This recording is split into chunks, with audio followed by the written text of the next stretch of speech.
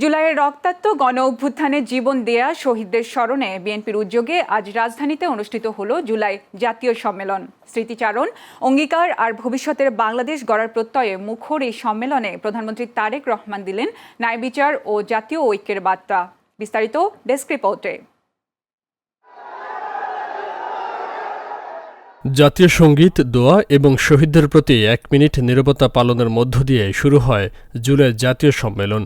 রাজধানীর বাংলাদেশ চীন মৈত্রী সম্মেলন কেন্দ্রে আয়োজিত এ অনুষ্ঠানে উপস্থিত ছিলেন জুলাই গণঅভ্যুত্থানের শহীদ ও আহত পরিবারের সদস্য, মন্ত্রিসভার সদস্য, সংসদ সদস্য, কূটনীতিক, সামরিক বেসামরিক কর্মকর্তা সহ বিভিন্ন শ্রেণী পেশার মানুষ। এই দেশের জন্য গণতন্ত্র পুনঃপ্রতিষ্ঠার লক্ষ্যে দেয়া আমার একটি পা হারিয়ে ফেলেছি। দেখেন, 2টা বছর আমি এখনো কষ্ট করতেছি শুধু মানুষের জন্য। এই দেশের সম্মেলনের শুরুতেই শহীদ পরিবারের সদস্যদের আবেগঘন বক্তব্যে ভারী হয়ে ওঠে পরিবেশ। প্রিয়জন হারানোর বেদনার পাশাপাশি তারা ন্যায় বিচার এবং একটি বৈষম্যহীন বাংলাদেশের প্রত্যাশা ব্যক্ত করেন।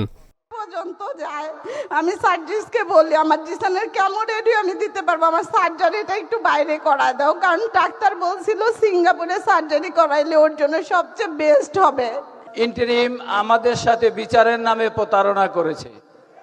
আপনারা দেখেছেন, আমরা বিচারের জন্য বিভিন্ন জায়গায় সংসদ ভবন আমরা ঘেরাও করেছি, সচিবালয় ঘেরাও করেছি, আন্তর্জাতিক অপরাধ ট্রাইব্যুনালও ঘেরাও করেছি, কিন্তু কোনো ফায়দা হয়নি।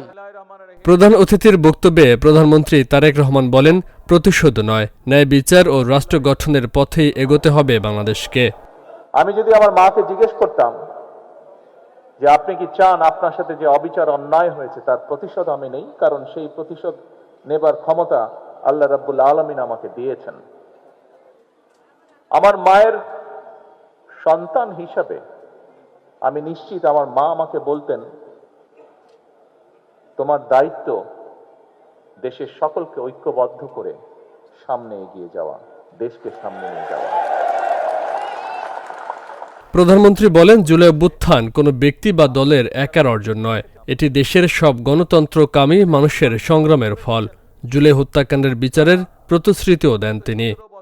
5ই আগস্ট যে অর্জন আমরা করেছি, এই অর্জন কোনো একক ব্যক্তি, কোনো একক রাজনৈতিক দলের অর্জন নয়, বরং এই অর্জন দল মত নির্বিশেষে বাংলাদেশের প্রত্যেকটি গণতন্ত্রকামী, প্রত্যেকটি শান্তিপ্রিয় মানুষের এটি অর্জন।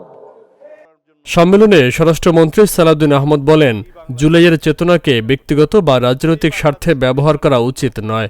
বক্তব্যে আওয়ামী লীগ আর কোনোদিন দেশের রাজনীতি করতে পারবে না বলেও মন্তব্য করেন তিনি। আওয়ামী লীগের রাজনৈতিক পতন হয়েছে, আওয়ামী লীগের রাজনৈতিকভাবে নিপাত হয়েছে, নির্মূল হয়েছে, দাফন হয়ে গেছে দিল্লিতে।